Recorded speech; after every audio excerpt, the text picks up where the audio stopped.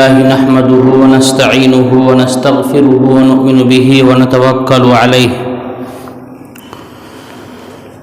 ونعوذ بالله من شرور أنفسنا ومن سيئات أعمالنا من يهده الله فلا مضل له ومن يضلله فلا هادي له ونشهد أن لا إله إلا الله وحده لا شريك له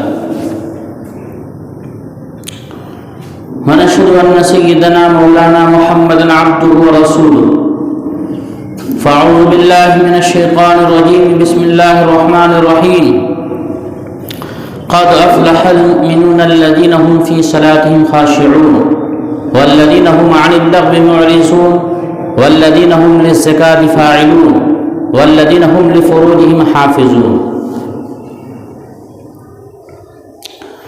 صدق اللہ مولانا العظیم و صدق رسولہ النبی الکریم۔ محترم سامعین کرام، برادران ملت، نوجوان دوستو، عزیز ساتھیوں، پیارے بھائی، اللہ تبارک و تعالی نے قرآن مجید کی ان آیتوں میں جو ابھی میں نے تلاوت کی ہے، ان آیتوں میں اللہ تبارک و تعالی نے مومنوں کی کامیابی کی خوبیاں اور صفات بیان کی ہیں کہ دنیا کے اندر مومن کیسے کامیاب ہو سکتے ہیں، کن خوبیوں کی بنیاد پر کامیاب ہو سکتے ہیں، کن صفتوں کی بنیاد پر، کن صفتوں کی وجہ سے کامیاب ہوں گے، کون مومن کامیاب ہوں گے۔ کامیاب مومن کی صفتیں ان آیتوں میں اللہ تبارک و تعالیٰ نے بیان کی ہے۔ یوں کہہ لیجئے کہ ایک مومن کی کامیابی کے شرائط بیان کیے ہیں کہ اگر تمہارے اندر یہ چیزیں ہوں گی تو تم کامیاب ہوگے، فلاح پالو گے۔ میرے محترم دوستو، یہ سورہ مومنون کی شروع کی آیتیں ہیں۔ قد افلح المؤمنون الذين هم في صلاتهم خاشعون۔ تحقیق کے مومن لوگ فلاح پا گئے، افلح فلاح پا گئے۔ میرے محترم دوستو، عربی کا لفظ ہے فلاح، اس کا ترجمہ اردو میں کیا جاتا ہے کامیاب ہونا۔ اردو کے اندر فلاح کے ترجمے کے لیے کامیابی کے علاوہ کوئی لفظ نہیں ہے، اس لیے اردو میں فلاح کا ترجمہ کامیابی سے کر دیا جاتا ہے، لیکن فلاح کا ترجمہ کامیابی کے علاوہ کچھ اور ہے، اور فلاح کا ترجمہ کامیابی کے علاوہ اور زیادہ وسیع ہے، کشادہ ہے۔ تو میرے محترم دوستو، فلاح کا ترجمہ کیا ہوگا؟ بزرگوں نے، مفسرین کرام نے، اہل لغت نے، اہل اصطلاح نے اس کا ترجمہ بتایا ہے کہ فلاح کا ترجمہ اصل میں خوشحال ہونا ہوگا، دنیا کے اندر بھی اور آخرت کے اندر بھی۔ مومن دنیا کے اندر بھی خوشحال ہوں گے اور آخرت کے اندر بھی خوشحال ہوں گے۔ وہ مومن خوشحال ہوں گے دنیا کے اندر اور آخرت کے اندر جن کے اندر، جن کی زندگی میں یہ صفتیں ہوں گی جو آگے بیان کی گئی ہیں، یہ شرائط پائی جائیں گی، تب جا کر کے وہ کامیاب ہوں گے، فلاح پائیں گے، خوشحال ہوں گے۔ تو میرے محترم دوستو، پتہ یہ چلا کہ فلاح کا اصطلاحی ترجمہ خوشحال ہونا ہے۔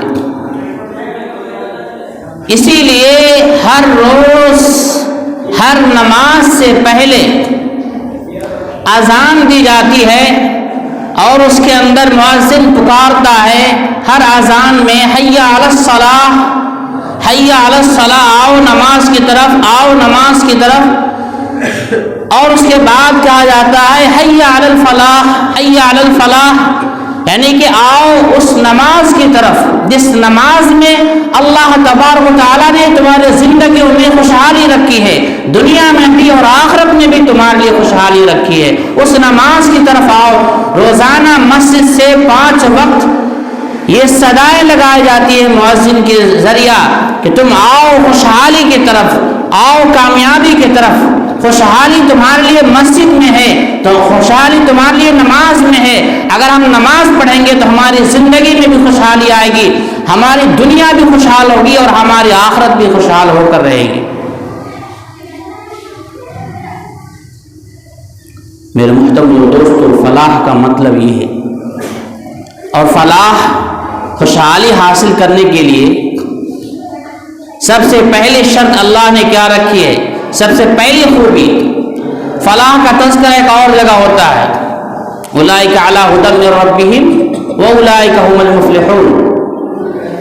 اللہ تعالیٰ نے متقیوں کی تعریف کی ہے سورہ بقرہ کے شروع میں، الف لام میم ذالک الکتاب لا ریب فیہ ھدی للمتقین الذین یؤمنون بالغیب ویقیمون الصلاۃ ومما رزقناہم ينفقون، کہ متقی وہ لوگ ہیں جو غیب پر ایمان لاتے ہیں، ایمان بالغیب رکھتے ہیں، یؤمنون بالغیب ویقیمون الصلاۃ، اور نماز کو قائم کرتے ہیں اور زکوٰۃ ادا کرتے ہیں۔ یہاں پر یہ 3 صفتیں الگ۔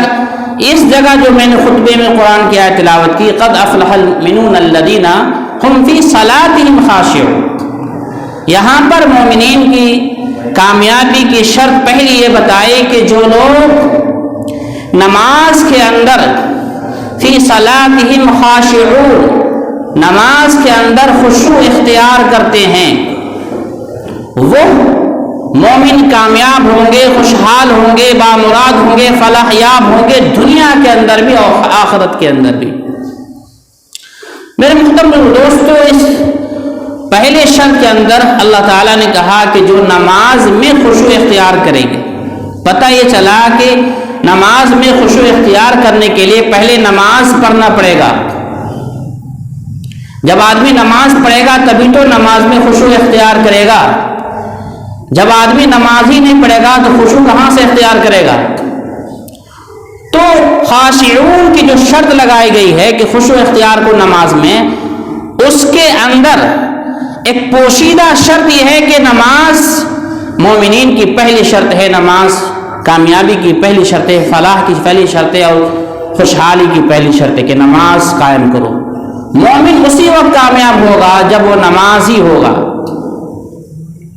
میرے محترم دوستو، حضرت عمر فاروق رضی اللہ تعالی عنہ کے ایک حکم نامے سے نماز کی اہمیت کا اندازہ ہوگا، اور ان کے فرمان سے موطا امام مالک میں امام مالک رحمۃ اللہ علیہ نے لکھا ہے، حضرت عمر فاروق رضی اللہ تعالی عنہ کا وہ فرمان، وہ حکم نامہ،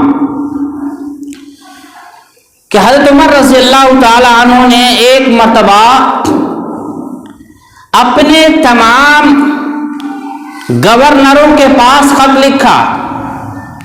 حضرت عمر رضی اللہ تعالیٰ عنہ کی خلافت زمین کے ایک بڑے حصے میں تھی، اتنے بڑے رقبے میں 22 لاکھ مربع میل، اتنے بڑے حصے میں زمین ان کی حکمرانی تھی کہ جس جگہ آج 15 ممالک ہیں، اتنے بڑے علاقے میں، اتنے بڑے حصے میں حضرت عمر فاروق رضی اللہ تعالیٰ عنہ کی خلافت تھی، حکمرانی تھی۔ آج تو سعودی عرب بہت چھوٹا ہو گیا۔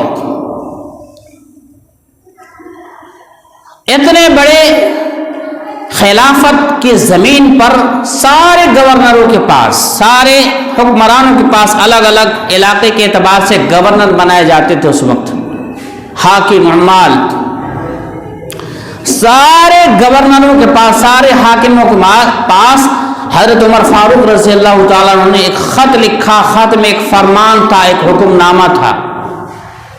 وہ حکم نامے میں کیا تھا؟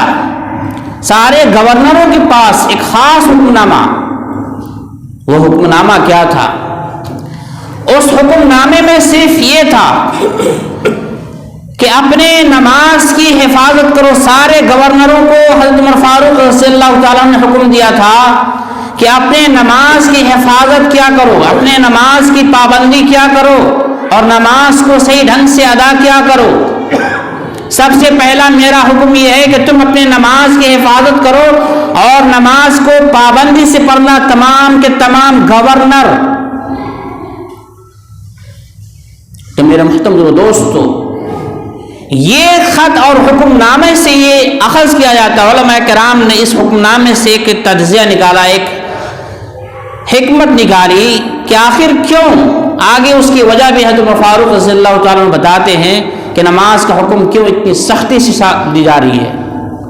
وہ فرماتے ہیں کہ اگر تم نماز کی پابندی کرو گے, نماز کی حفاظت کرو گے, تو تمہیں جو ذمہ داری دی گئی ہے حکمرانی کی اور گورنری کی جو ذمہ داری دی گئی ہے, علاقے میں حکمرانی کی جو ذمہ داری دی گئی ہے, تم نماز پڑھو گے تبھی جا کر کے اپنے سارے کام کو صحیح ڈھنگ سے ادا کر پاؤ گے, صحیح ڈھنگ سے حکمرانی کر پاؤ گے, صحیح ڈھنگ سے انتظام کر پاؤ گے, صحیح ڈھنگ سے فیصلہ کر پاؤ گے, صحیح ڈھنگ سے اپنے ماتحت لوگوں کی خبر گیری کر پاؤ گے, صحیح ڈھنگ سے لوگوں کی حفاظت کر پاؤ گے.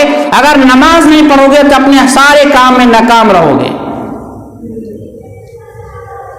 انہوں نے فرمایا, نصیحت کی, اگر تمہارے نماز صحیح رہے تو تمہارے سارے کام صحیح رہیں گے.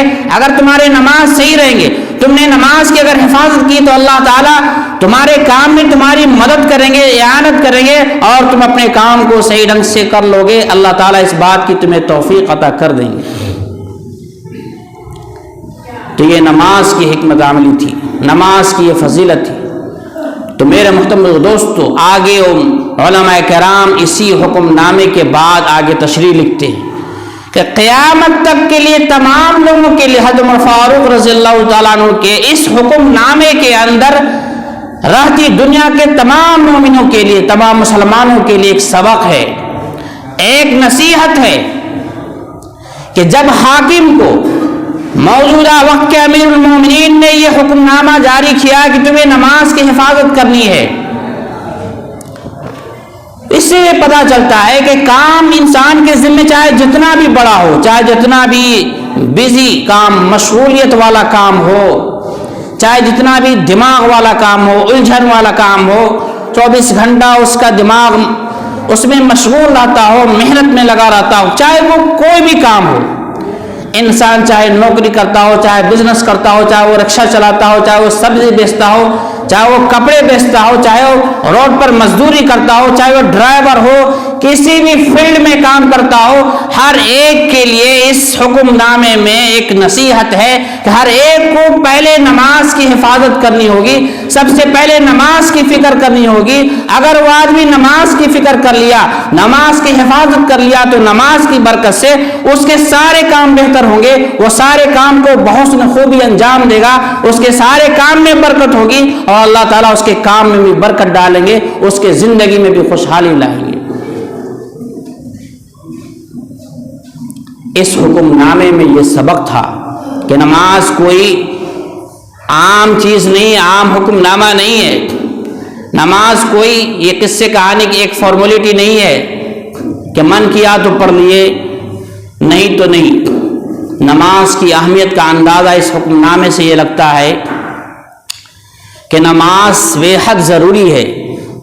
سب سے پہلے مومن کے لیے نماز ضروری ہے. نماز کے بعد چونکہ قیامت کے دن سب سے پہلے ہم سے نماز کا سوال ہوگا. نماز اتنی اہمیت کی چیز ہے کہ ہم انسان عام حالتوں میں کوئی نہ کوئی بہانہ لگا کر نماز کو آگے پیچھے ٹال دیتے ہیں. ابھی یہ کام کر رہے ہیں, بعد میں نماز پڑھ لیں گے, ہم سب کا یہی حال ہے. لیکن شریعت نے نماز کی اہمیت کو بتانے کے لیے, نماز کی اہمیت کا اندازہ کرانے کے لیے ایک مرتبہ نہیں, اگر ایک مرتبہ بھی قرآن میں اللہ نے حکم دے دیا ہوتا تو سارے مسلمانوں پر فرض ہو جاتا. کئی 62 جگہوں پہ نماز کا حکم ہے قرآن مجید کے اندر. یہ 3 جگہوں پر حکم دینے کی وجہ کیا ہے؟ اللہ تعالیٰ یہ بتانا چاہ رہے ہیں کہ تمہارے نماز بہت ہی زیادہ ضروری ہے. نماز ایک مومن اور ایک کافر میں فرق کرنے والی چیز ہے. تو میرے محترم دوستو، نماز اتنی اہم اور اتنی ضروری چیز ہے مومن کے لیے. آپ اس بات سے اندازہ لگائیں گے، ہم تو تھوڑا سا کوئی کام آیا نماز آگے پیچھے چھوڑ دیتے ہیں. اگر تجارت میں بزی ہے نماز آگے پیچھے کر دیے، نوکری میں بزی آگے پیچھے نماز کر دیے، سفر ہے آگے پیچھے نماز کر دیے، چھوٹا موٹا کوئی کام آیا، کوئی پریشانی آئی، کوئی ایمرجنسی آئی، نماز آگے پیچھے کر دیے. کسی حال میں نماز آگے پیچھے کرنے کا حکم نہیں. ہمیں چاہیے کہ نماز کو اپنے وقت پہ پڑھیں. اس حکم نامے سے ہمیں اندازہ ہوگا کہ جب مجاہدین جنگ کی حالت میں ہوتے ہیں، حالت جنگ میں سامنے فوج ہے دشمنوں کی، بالکل گھمسان کی جنگ چل رہی ہے، تھوڑی سی غفلت میں شکست کا خطرہ ہے، تھوڑی سی لاپرواہی، تھوڑی سی تدبیر میں لاپرواہی کرنے میں شکست کا خطرہ ہے. ایسے وقت میں بھی، عین جنگ کے بیچ مرحلے میں بھی نماز کو آگے ٹالنے کی اجازت نہیں ہے. حکم ہے ایسے موقع پر کہ جب جنگ کا عین وقت نماز کا وقت آ جائے، بالکل جنگ کے وقت حکم ہے کہ آدھے فوج دشمنوں سے مقابلہ کرے گی اور آدھے فوج کو حکم ہے کہ اس وقت آ کر کے وہ نماز پڑھے. ترتیب یہ بتائی ہے شریعت نے. بہت زیادہ گھمسان کی جنگ ہے اور خطرہ ہے شکست کا، تو آدھی فوج پہلے نماز پڑھے گی اور وہ آدھی فوج جو نماز پڑھے گی وہ آدھی نماز پڑھ کر کے آئے گی، پھر آ کر کے وہ جنگ میں شریک ہوگی. جو پہلے پھر جو لڑ رہے تھے وہ واپس جائیں گے، وہ نماز پڑھیں گے، وہ بھی آدھی پڑھ کر آئیں گے، پھر جنگ کریں گے. پھر جو پہلے گئے تھے وہ اپنی جا کر کے پھر بعد میں جا کر کے اپنی آدھی نماز پوری کریں گے. پھر جو بعد میں گئے تھے پھر وہ بعد میں جا کر کے اپنی پوری نماز کریں گے. یہ طریقہ بتایا، کسی حال میں نماز معاف نہیں. تو میرے محترم دوستو، نماز کی یہ اہمیت ہے، نماز کی یہ فضیلت ہے. میرے محترم دوستو، اس آیت کریمہ میں اللہ تبارک و تعالیٰ نے پہلی شرط مومنوں کی کامیابی کی اور خوشحالی کی دنیا اور آخرت میں بتایا کہ تم نماز قائم کرو اور نماز کو اپنے خشوع خضوع کے ساتھ قائم کرو. قرآن مجید کے اس آیت کے اندر اللہ تعالیٰ نے ایک لفظ استعمال کیا کہ نماز کو خشوع کے ساتھ پڑھو. خشوع کا مطلب کیا ہوتا ہے؟ خشوع کا معنی کیا ہے؟ خشوع کا معنی لغت میں، لغتی اعتبار سے ڈکشنری میں آتا ہے کہ اپنے بدن کو جھکا دینا. اصطلاح میں، فقہ کے اصطلاح میں آتا ہے کہ نماز میں اپنے اعضاء کو اللہ کے سامنے جھکا دینا اس طریقے سے جس طریقے سے پیارے نبی صلی اللہ تعالی علیہ وسلم نے جھکایا نماز میں اپنے اعضاء کو. اس کا آسان سا مفہوم یہ ہے کہ ہمیں نماز اس طریقے سے پڑھنی چاہیے جس طریقے سے پیارے نبی صلی اللہ علیہ وسلم نے پڑھی ہے. یعنی نماز کے ایک ایک ارکان کو پیارے رسول صلی اللہ تعالی علیہ وسلم کی سنت کے مطابق ادا کرنے کا نام ہے خشوع. اور مزید تشریح کرتے ہیں علماء کرام کہ نماز میں بالکل سکونت اختیار کرنی چاہیے، اطمینان، کوئی حرکت نہ ہو. نماز میں جب آدمی داخل ہو تو حرکت ختم. دوسری جگہ اس خشوع کی تعریف میں، خشوع کی ترجمے میں آگے قرآن مجید کے ایک آیت پیش کرتے ہیں وَقُومُوا لِلَّهِ قَانِتِينَ، کہ نماز جب پڑھو تو قانتین. قانتین کا معنی آتا ہے بالکل ساکن، بالکل ٹھہرا ہوا، بالکل پرسکون، کوئی حرکت نہیں، کوئی بلا وجہ حرکت نہیں ہونی چاہیے. اسی کا مطلب ہے خشوع. جب نماز میں آدمی داخل ہو جائے تو بلا وجہ حرکت کرنا یہ بالکل منع ہے. بلا وجہ حرکت، نماز کے مسائل میں ایک چیز آتی ہے مفسدات نماز، یعنی کہ مفسدات نماز ان چیزوں کو کہتے ہیں کہ اگر وہ چیز نماز کے اندر پائی گئی تو نماز فاسد ہو جاتی ہے. ان میں سے ایک چیز عمل کثیر بھی آتی ہے. عمل کثیر کہتے ہیں کہ بلا وجہ، بغیر کوئی ضرورت کے اپنے ہاتھ کو یا پیر کو حرکت دینا. اگر 3 مرتبہ بلا وجہ اپنے ہاتھ کو یا اپنے پیر کو یا بدن کے کسی بھی اعضاء کو حرکت دیا آدمی تو یہ عمل کثیر ہوگا اور نماز فاسد ہوگی. बगैर कोई वजह के। अगर कोई वजह आ गई, कोई परेशानी, कोई दिक्कत आ गई, तो उसकी इजाज़त है कि एक मरतबा उसको आदमी उसको हटा ले, या जिस चीज़ से वो दिक्कत महसूस कर रहा है। लेकिन बगैर वजह के आदमी अपने हाथों को इधर उधर ले जाता है, सर खुजाना या किसी जगह वो कोई काम अपने हाथ से 3 मरतबा बगैर वजह के करेगा, नमाज फासिद हो जाएगी। ये अमल कसीर के अंदर आ जाएगा। मैंने कई नौजवानों को देखा कि नमाज में किस तरह से अमल कसीर करते हैं। मैं उन्हें प्यार से समझाना चाहता हूँ, जब नमाज में दाखिल हूँ तो अमल कसीर नहीं होनी चाहिए। मैंने देखा कि अपने नौजवान साथियों को, भाइयों को, जब वो नमाज में खड़े हो गए, नियत बांध ली, तो बांधने के बाद कभी वो अपने पैरों की तरफ देखते हैं कि मेरा पैर कितना फैला हुआ है, कितना सिकुड़ा हुआ है। एक बार नहीं, 2 बार 3 बार भी देख लें। अगर ये अमल 3 मरतबा हो गया तो नमाज फासिद हो जाएगी। सुन ले कान खोलकर, आपको पैर कितना फैलाना पहले तय कर लें, उसके हिसाब से पैर आप उसी हिसाब से रख लें। फिर जब नमाज में दाखिल हो जाएं तो पैरों की तरफ देख करके कभी ऐसे, कभी सीधा, कभी फैलाना, कभी सिकुड़ाना, यह अमल कसीर में आएगा और नमाज फासिद होगी।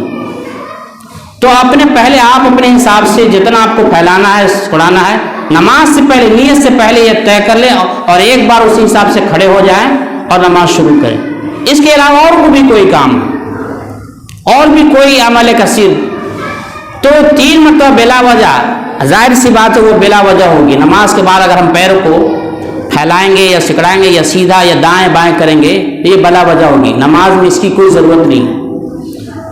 तो मेरे मुहतरम दोस्तों, कानतीन का मतलब है सुकून से नमाज पढ़ना। नमाज में दाखिल होने के बाद बिला वजह न पैर को हम हरकत दें, न हाथों को हरकत दें, न किसी चीज़ को हरकत दें। तो अल्लाह तबारक व तआला ने इस आयत के अंदर पहला हुक्म ये दिया कि नमाज पढ़ो खुशू के साथ, खुजू के साथ। एक लफ्ज़ आता है खुशू शीन से, एक लफ्ज़ आता है खुजू ज़ाद से, खा ज़ाद वाव आइन। इसका माना आता है कि नमाज में अपने दिल को अल्लाह के सामने झुका देना, दिल को अल्लाह के सामने सजदा में अल्लाह के सामने झुका देना आजिज़ी और तज़र्रुर के साथ। इसका माना खुशू के माना ये आते हैं। खुशू के माना सुन्नत के मुताबिक पुरसुकून तरीके से नमाज पढ़ना। तो पहली शर्त ये बताई गई कि नमाज पढ़ो खुशू के साथ। दूसरी शर्त इन आयतों में अल्लाह तबारक व तआला ने यह बयान फरमाया, क़द अफ़लहल मुमिनून अल्लज़ीना हुम फ़ी सलातिहिम ख़ाशिऊन वल्लज़ीना हुम अनिल लग़्वी मुअरिज़ून। दूसरी शर्त बहुत ही कीमती है मेरे दोस्तों, मेरे नौजवान साथियों, मेरे नौजवान भाइयों। इसमें हम सब नौजवानों के लिए, सभी उम्र के इंसानों के लिए, मोमिनों के लिए ये शर्त ज़रूरी है। आज हम इसके बहुत ज़्यादा शिकार हैं। ये दूसरी शर्त है क्या? अल्लाह ने इसमें क्या हुक्म दिया? वल्लज़ीना हुम अनिल लग़्वी मुअरिज़ून। अल्लाह ताला इसमें एक मोमिन की ये सिफत बयान कर रहे हैं, और सिफत बयान करते हुए इशारा है कि तुम सारे मोमिनों अपने अंदर ये सिफत पैदा करो, अपने अंदर ये सिफत लाओ, ताकि तुम दुनिया में भी खुशहाल हो जाओ और आखिरत में भी खुशहाल हो जाओ। वो सिफत क्या है? कहा हर वो चीज़, हर वो लघु काम, हर वो बेकार काम जिसका ना दुनिया से कोई फायदे से ताल्लुक हो, ना आखिरत से कोई फायदे से ताल्लुक, यानी जिस काम से ना कोई दुनिया का फायदा हो, ना आखिरत का फायदा हो, हर वो काम हमें छोड़ देना चाहिए। हर वो बात, हर वो बहस व मुबाहसा, हर वो गुफ्तगू जिससे ना दुनिया का फायदा है, ना आखिरत का फायदा है, बेकार यूं ही वीरान की तरह, बर्बाद की तरह हम बगैर फायदे के, न दुनिया का फायदा ना आखिरत का फायदा, बगैर फालतू के बहस में पड़े रहते हैं, फालतू के काम में पड़े रहते हैं। तो रसूलुल्लाह, तो मेरे दोस्तों, अल्लाह ताला ने इन चीज़ों से सख्ती से मना किया है और बताया कि मोमिन की निशानी यह है कि लघु चीज़ों से वो एराज करे, अपने आप को किनारा कर ले।